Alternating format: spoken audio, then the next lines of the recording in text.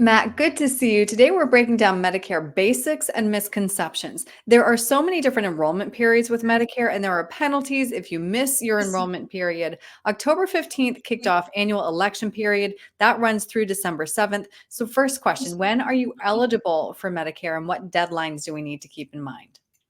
You're eligible when you turn 65. So you're most people are signed up automatically for Part A when they turn 65. When in doubt, you can log into just Google My Social Security, log into your portal, see everything in there.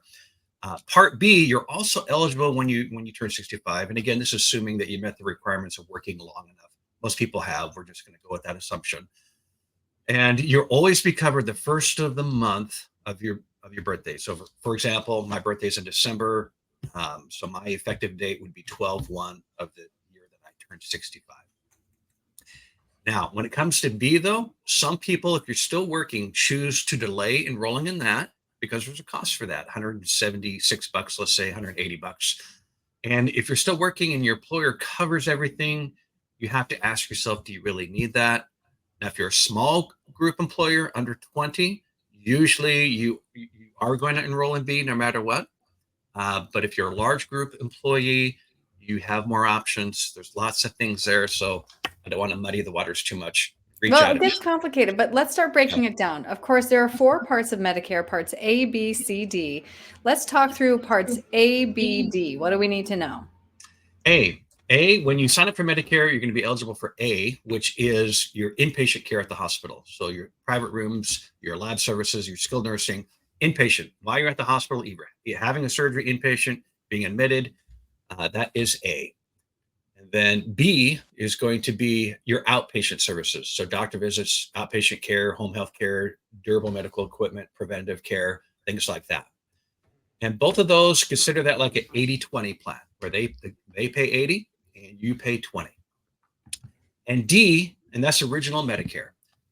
D is going to be the drug part. So A and B do not cover drugs. You do want to sign up for D.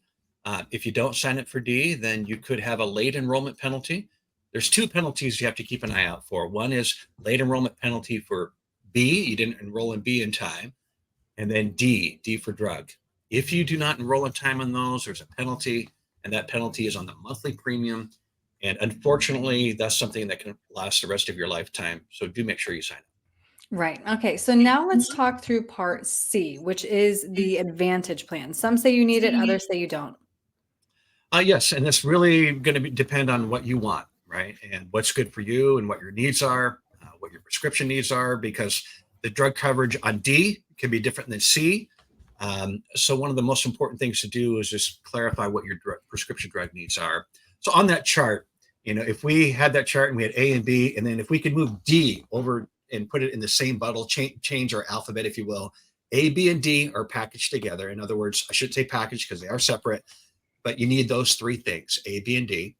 Or the other world you can choose is say, you know what, I don't want original Medicare, A and B. I want a bundled approach where they put everything in one package, one payment, and that's C, also known as a Medicare Advantage. And there's Okay. lots of factors to determine which one's best for you. Right. And so one more question though, what is the difference between the Medicare supplement and the Medicare Advantage plan? Very good question. So the Medicare supplement works with original Medicare. So original Medicare is primary, and the supplement picks up that gap, up to that 20%, if you will. And so when you call your doctor, if he takes Medicare patients, he takes your supplement. The brand name doesn't matter in the supplement because because A and B is primary, the supplement secondary. So just call your doctor. Do you take Medicare patients? If he does, you're gold, and the supplement will pick up the excess. Right. Now, Advantage is going to be different. Brand name is very important when it comes to Advantage. So, for example, if I was on an Advantage plan, I would call it my doctor. You need to know that he takes your specific brand name. If he does, then you're in network. And the benefit to the Advantage is the bundling. So by that, I mean it's MAPD, Medicare Advantage Prescription Drug. Okay. So this is complicated, Matt. How do you even begin helping a client find out what he or she needs? Well, I always like to meet with them one-on-one in person or via Yeah. a Google Meet, Zoom, type meeting.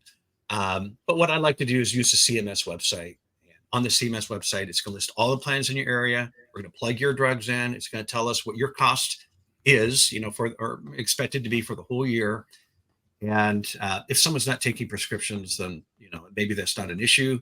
But Aaron, I've done this a lot, and I've had people come in my office and we plug their drugs in, and it's 30 grand a year for their drugs. And I remember looking at this one person saying, "How are you paying for that?" Because I knew their financial situation. And she looked at me and said, "Man, I'm not." So we definitely changed her plan and helped her find something that was better for her. All right. Well, if somebody would like to sit down with you, then have that conversation, figure out what's right for them, what's the best way to reach you? By phone, 425-256-3105, or you can throw me an email, mberkland@choosevault.com, and we'll get together. All right. Matt, thank you. Thanks, Aaron.